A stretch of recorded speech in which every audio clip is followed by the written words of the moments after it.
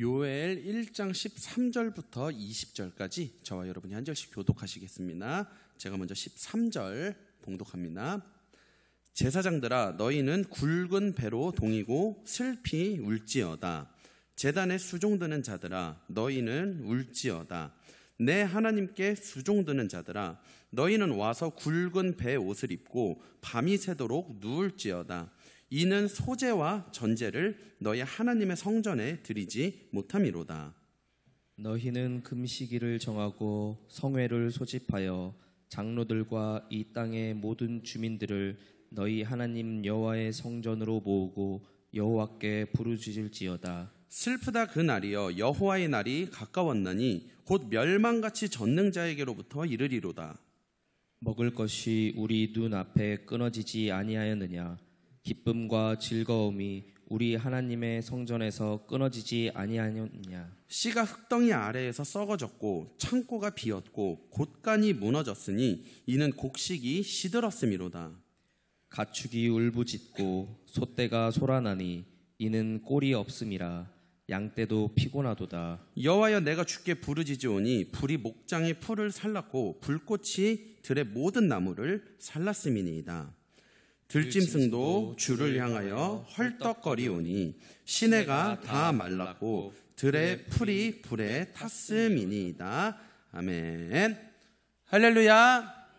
오늘도 이 예배에 나오신 모든 성도님들을 환영하고 축복합니다. 이 예배를 통하여서 하나님의 때에 응답의 역사가 나는 복된 분들로 준비되시길 간절히 바랍니다. 우리가 이제 이틀 전 금요일부터 요엘서 말씀이 시작되었습니다. 자, 이 요엘서의 주제는 유다의 심판과 성령의 약속이에요. 자, 아쉽게도 이 요엘서는 어느 시대에 활동했는지를 밝히지 않고 있기 때문에 시대적 배경을 정확히 알기는 어렵습니다. 다만 이 남유다에 대한 그 죄를 지적하면서 남유다의 심판이 있을 것이다. 그러나 성령을 통한 회복이 주어질 것을 약속하고 있다는 거. 이제 요 정도로만 이제 전체 개론을 정리할 수 있겠고요. 그리고 이제 이틀 전 우리가 금요일에 봤었던 요엘 1장 1절부터 12절에는 무슨 내용이 나오냐면 이 남유다에 무서운 메뚜기 재앙이 있을 거라고 해요. 그 1장 지금 4절에 보시면 메뚜기 떼가 몰려와서 모든 곡물이랑 곡물은 다 먹어치울 거라고 합니다. 자, 그럼 어떻게 되겠어요? 어마어마한 식량 기근에 시달리게 되는 것입니다. 그뿐만이 아니라 이제 6절에는 또 무슨 내용이 나오냐면 전쟁의 재앙으로 인하여서 이스라엘의 또 하나의 경제 기반인 포도나무가 다 무너지게 된다는 거예요. 그러니까 곡물도 메뚜기 재앙 때문에 바닥이 나고 포도나무도 전쟁으로 인하여 다 황폐해져서 이게 이제 어마어마한 어려움을 겪게 된다는 거. 이게 바로 지난 금요일에 우리가 봤었던 말씀이고요. 자, 이런 무서운 심판이 예언된 가운데 이제 이스라엘은 어떤 반응을 보여야 하는지에 대해서 오늘 본문 13절이 시작됩니다. 우리 13절 함께 읽어볼게요. 시작. 제사장들아, 너희는 굵은 배로 동이고 슬피 울지어다. 제단에 수종드는 자들아, 너희는 울지어다. 내 하나님께 수종드는 자들아, 너희는 와서 굵은 배 옷을 입고 밤이 새도록 누울지어다. 이는 소제와 전제를 너희 하나님의 성전에 드리지 못함이로다. 자, 제사장들은 슬피 울지어다 그래요. 자, 먼저는 영적 지도자들의 각성이 필요한 것입니다.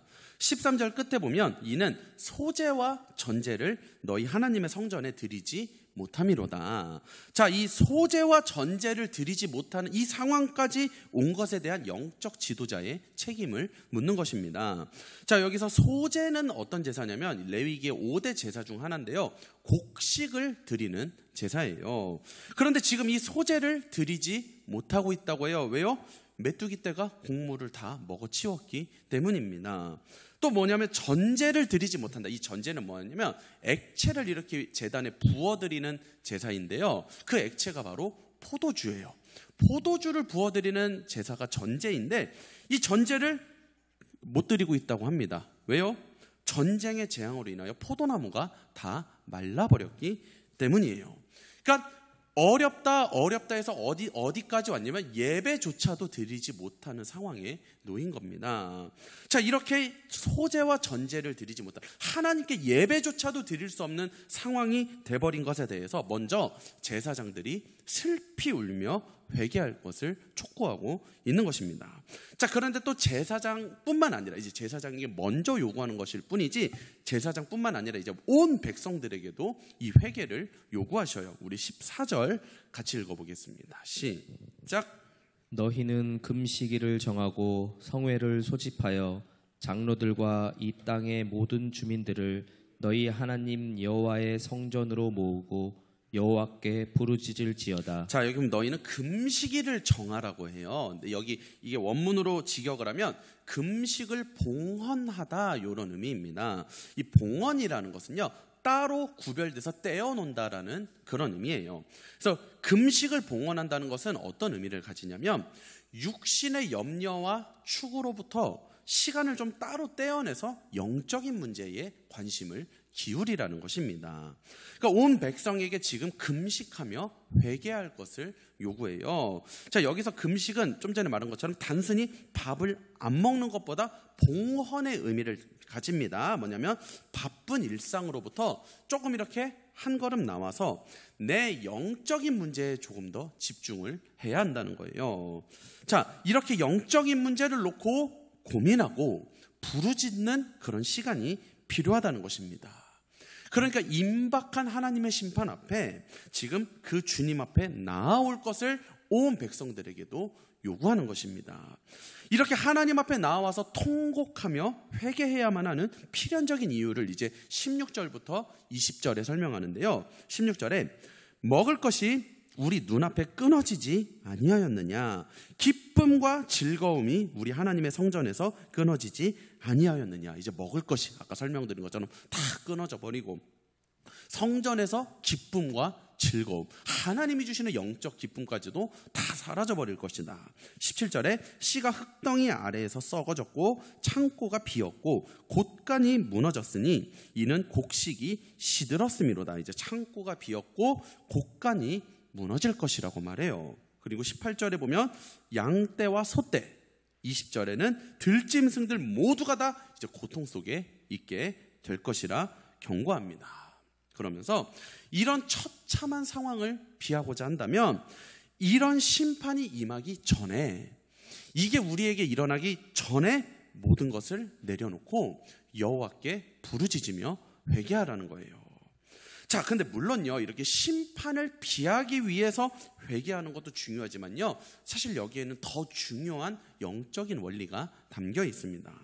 자, 오늘 우리가 읽은 이 본문 단락에는요, 굉장히 중요한 신학적 주제가 등장을 하는데요. 우리 15절 함께 읽어보겠습니다. 시작. 슬프다 그날이여, 여호와의 날이 가까웠나니 곧 멸망같이 전능자에게로부터 이르리로다. 자, 여기 보면 그날, 그리고 여호와의 날. 자, 요 단어가요, 선지서에 굉장히 자주 등장하고 너무너무 중요한 단어예요. 자, 이건 뭐냐면 심판이나 축복을 위해서 하나님께서 우리 인간의 세상에 직접 개입하시는 날을 여호와의 날 혹은 그날 이렇게 부릅니다. 그래서 이 날은 누군가에게는 축복의 날이 되고 누군가에게는 무서운 재앙의 날이 된다는 거예요. 자, 그럼 이 여호와의 날의 의미는 뭐냐? 이제 1차적으로는 우주적인 종말을 의미합니다. 바로 성경의 약속대로 예수 그리스도께서 이 땅에 재림하시는 그날이 여호와의 날이 되어요.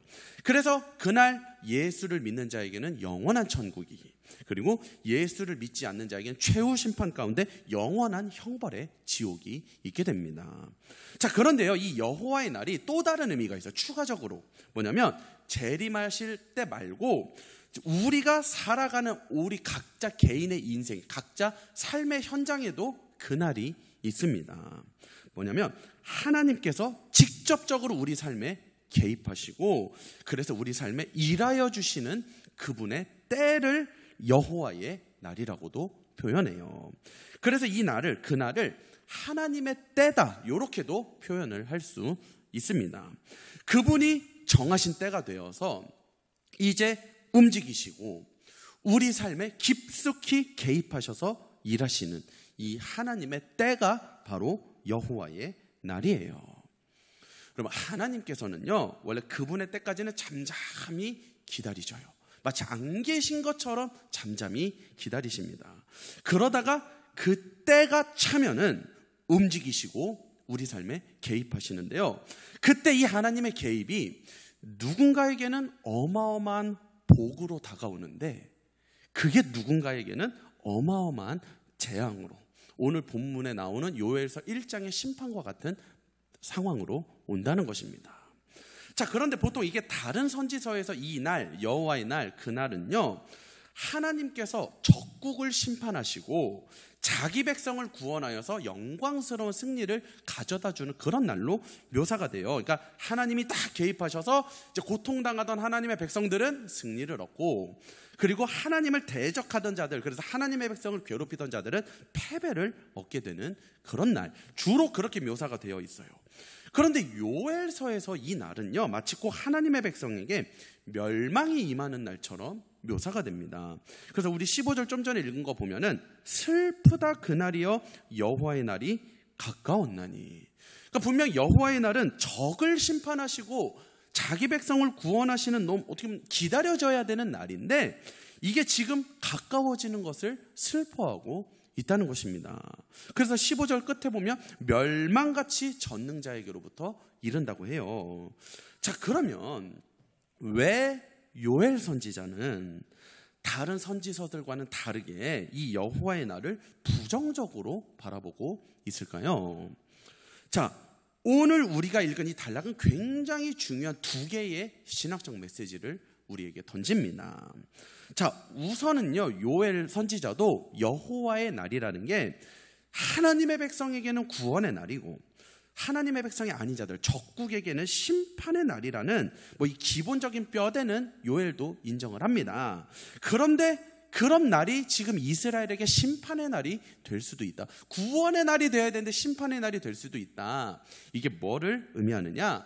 첫째로 이스라엘이라고 해서 무조건 하나님의 백성임을 장담할 수 없다는 거예요. 그러니까 내가 지금 남유다 백성이라고 해서 유다 안에 살아간다고 해서 여호와께서 구원하실 자기 백성의 무리에 다 들어갈 수 있는 게 아니라는 것입니다. 오늘날로 표현하면 교회 다닌다고 다 하나님의 백성이 아니라는 거예요. 여호와의 날이 임하면 분명히 자기 백성은 구원하시고 자기 백성이 아닌 자는 심판하십니다. 그런데 이게 이스라엘은 구원하고 나머지는 심판하겠다 이런 뜻이 아니에요.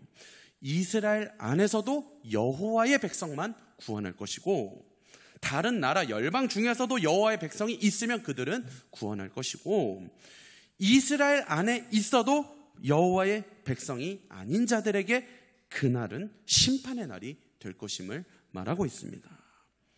자기 백성은 구원하시지만 이스라엘 중에서라도 자기 백성이 아닌 자에게 여호와의 날은 무서운 재앙의 날이 될 것임을 이야기합니다. 그러면 누가 여호와의 백성인가? 그 날이, 여호와의 날이 가장 큰 축복의 날로 다가와서 여호와께서 건지실 자기 백성은 누구인가? 이게 바로 요엘이 우리에게 던지는 이제 두 번째 신학적 메시지인데요. 자, 둘째, 그러면은 누가 여호와의 백성이냐? 바로 우리 아까 읽었던 13절, 14절에 나타나는, 거기서 촉구하고 있는 참된 금식과 참된 회개가 일어나는 자들이 진정한 여호와의 백성이라는 것입니다. 이스라엘이라는 혈통이 중요한 게 아니라 그냥 내가 교회에 등록하고 다닌다는 게 중요한 게 아니라 참된 금식과 참된 회개가 일어나는 자가 진짜 하나님의 백성이라는 거예요. 자, 금식이 아까 설명드렸죠. 문자적으로 밥을 굶는 뜻이 아니라고 했습니다.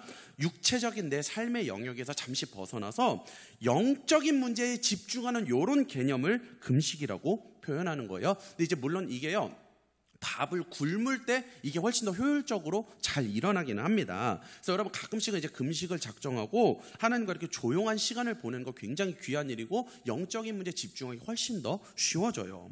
자, 어찌되었건 지금 말하는 여호와의 백성의 특징은 뭐냐? 여호와의 날이 임박하면, 그때가 되면 그들에게서는 회개가 터지고 그리고 영적인 일에 집중하게 된다는 거예요.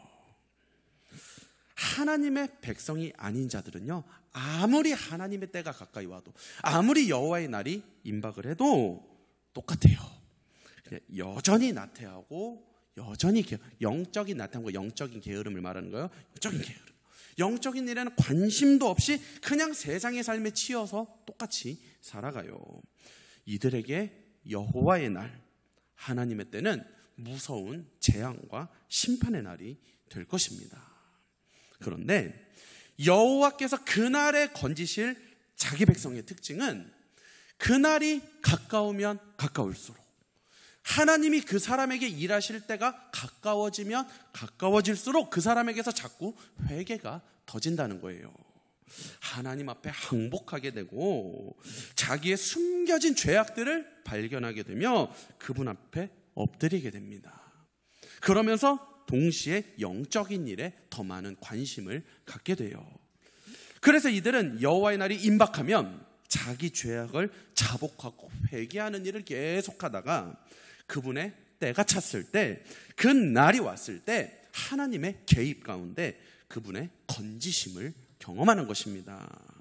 깊은 수렁에서 건지시는 하나님의 오른팔이 이들에게 있을 것이고, 막혀있던 문제가 해결되는 역사가 있을 것이며, 생각지도 못한 길이 열려서 놀라운 복을 받게 되는 것입니다.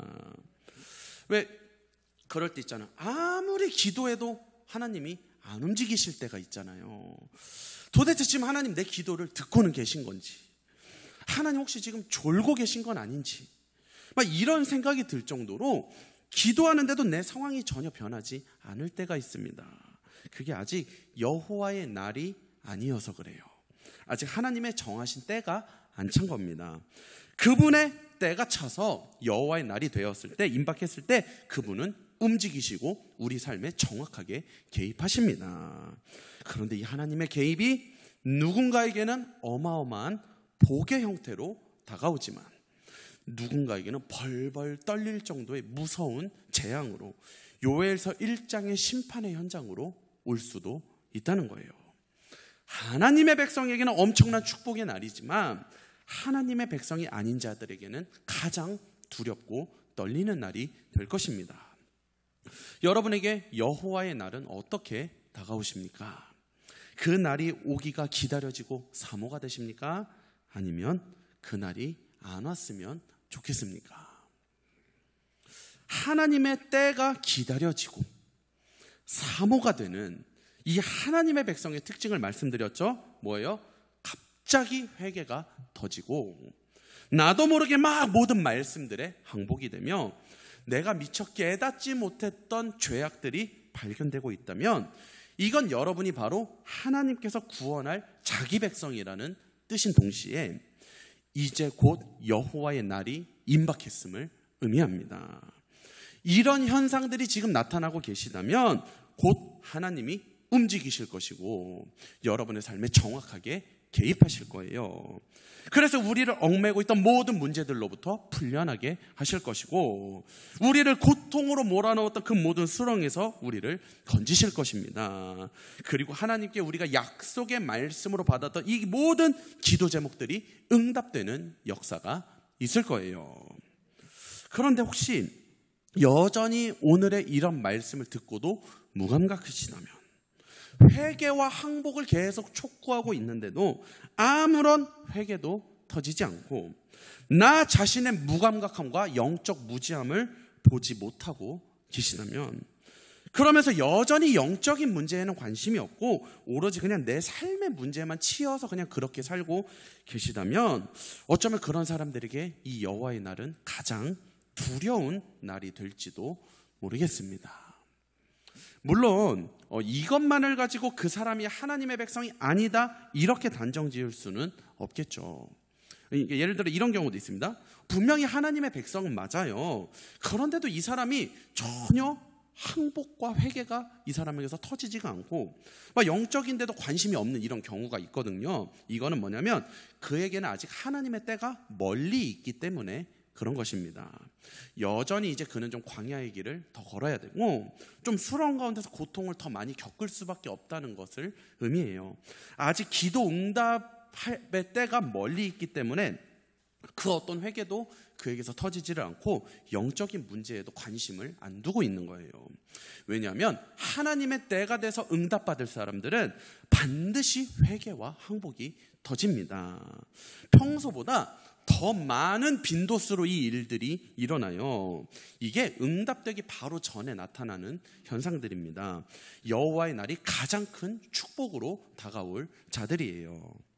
그래도 지금 그가 기도하지 않고 있다, 영적인 일에도 관심이 없다, 그가 말씀 앞에 엎드리는 항복과 자신의 죄악을 깨닫는 회개가 일어나지 않고 있다는 것은 둘 중 하나입니다. 그가 하나님의 백성이 아니거나 아니면 하나님의 백성이라면 아직 그에게는 길이 열리고 기도가 응답될 이 여호와의 날이 임박하지 않았음을 뜻합니다. 왜 전조 증상이라는 말이 있잖아요. 어떤 일이 일어나기 전에 먼저 나타나는 이런 조짐들을 전조 증상이라고 부릅니다.